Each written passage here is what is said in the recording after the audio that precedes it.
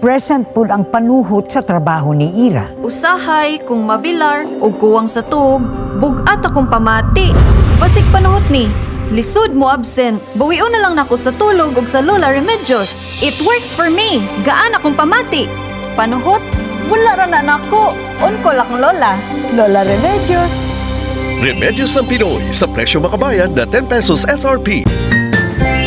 Kung naningkamot ka para sa imong pamilya, pareho ni Nante, lisod kung magsakit ka. Construction worker og driver ko. Dapat kusgan og abtik permi. Usahay sa site, masakit akong likod. Abaga, ug lawas na ako. Tabiyahe kapoy og magluya ako. Ingon ni Mrs., basin panuhot daw na. Maayo, nakita nako sa TV ang Lola Remedios.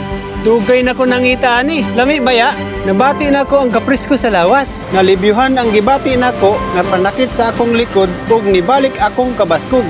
Kung panuhot sa lawas, masaligan nato si Lola. Maong million thanks to you. Lola Remedios, 10 pesos ra.